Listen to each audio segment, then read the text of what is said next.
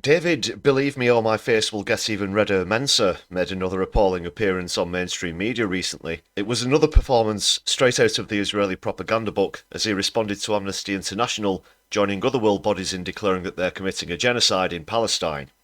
Naturally, as spokespeople have done so many times before, the immediate knee-jerk reaction was to make false accusations of racism and a red-faced display of faux outrage that's a continuing insult to everyone's intelligence. As always, every sentence that falls out of Mencer's mouth is the mirror opposite of the truth, as he denies that the actions of Israel can be categorised the same way as fascist atrocities during World War II have been. This clip comes with a trigger warning. If you've not seen him before, then he really will make you boil. Let's see what's happening. This report's supposed to be impartial. It's ridiculous.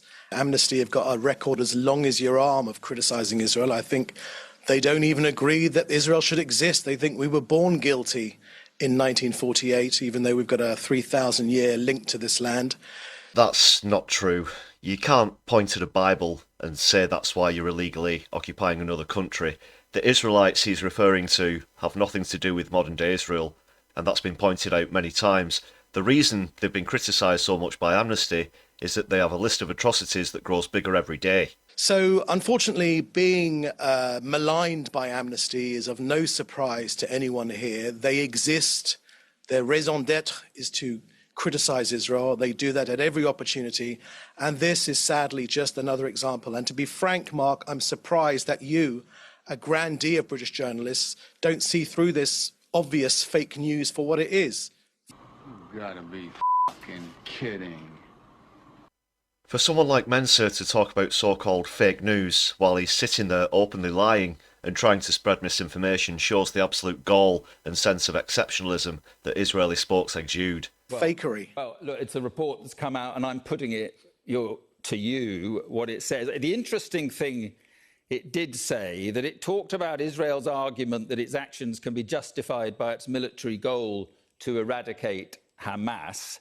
But it says genocidal intent can coexist alongside military goals. So it says in the quote, regardless of whether Israel sees the destruction of Palestinians as instrumental in destroying Hamas or as an acceptable byproduct of this goal, this view of Palestinians as disposable and not worthy of consideration is in itself evidence of genocidal intent. I mean, so they're saying you know, two things can be true. I just wondered what your thoughts were on that. That's the lie that schools, hospitals, refugee camps and so on are legitimate targets right out of the window, which was actually a good point from Mark Austin there. Let's see what David's got to say about that. Well, I think we as the Jewish people recognise what genocide is. It's what my grandparents experienced. It's when they were lined up in front of a pit and had bullets put in the back of their heads, with entire villages and entire towns and the Jewish communities of most of Eastern Europe wiped out.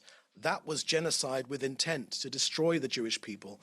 For the umpteenth time, Mencer goes on TV and tries to conflate a country with a religion and brings up atrocities from World War II. However, what you won't hear from him is how so many Jews have denounced Israel's actions and highlighted how shameful it is that they're committing the same actions as being described here in their name. The irony and hypocrisy is off the scale here. There are Jewish blocs at national ceasefire demonstrations across the world regularly. This is a classic example of anti-Semitism. It is Holocaust inversion. The crimes committed against my people, Israel, are now, in turn, being accused of this same crime.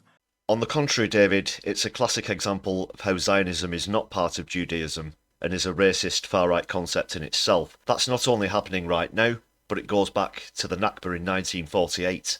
Israel are guilty of those crimes, and two defining examples are former Defence Minister Yoav Gallant ordering war crimes as seen here. אנחנו מטילים מצור מוחלט על העיר עזה. אין חשמל, אין מזון, אין מים, אין דלק. הכל סגור. אנחנו נלחמים בחיות אדם ואנחנו נוהגים בהתאם. And Benjamin Netanyahu's appearance at the United Nations, where he showed his full intentions for the Middle East. Speaking of which, that also includes having his sights set on Syria, which today fell to Al-Qaeda and ISIS forces, who've been backed up by Israel along with the United States. President Assad has fled to Moscow, where he's been granted asylum, I spoke about this in more detail on the Sunday livestream, so please check that out too after the vid. There's a link above for that, and I'll keep you updated in future content. Meanwhile, Netanyahu's authoritarian intentions, as shown in these maps, include the eradication of Palestine, which again would be correctly described as a war crime. The United Nations and the ICC have also made such declarations, and this reaction comes at a time when the Prime Minister really has his back against the wall, both internationally and domestically, with arrest warrants out for him abroad and protests calling for him to step down in Israel, where he also faces corruption charges and has been revealed to have derailed ceasefire talks that would have returned 100 hostages being held by Hamas, something which he's been trying to use as an excuse for collective punishment since October 7th last year. Overall, that was a typical reaction from Mencer, and frankly by now, their spokes shouldn't be allowed anywhere near a mainstream platform to spread lies, misinformation and propaganda. Even though Israel have deliberately killed record numbers of journalists, the truth about their crimes is being displayed in real time online, and he's going to have a hard time denying it when even Israel soldiers themselves are posting videos of their actions on social media, gloating because they incorrectly believe they're untouchable and exceptional in some way. Please let me know what you think about David Mencer's reaction to Amnesty's report in the comments below. As always, I'd love to hear your thoughts. Thanks so much for watching. Please hit the subscribe and thumbs up buttons to help us out on the algorithm. You can now join the channel with a membership for just 99p with some great perks for you to enjoy, including exclusive content and early viewings, plus lots more. And you get to join the list of awesome people who support the channel that you can see on your screen right now. Hit the join button or follow the links in the channel description. If you'd like to make a one-off contribution, then please hit super thanks on the video or follow the link to our Buy Me a Coffee page, where you can help to show solidarity and support the channel for just the price of a tasty hot beverage. All contributions are greatly appreciated. Thanks again everyone. My left eye, be seeing you soon.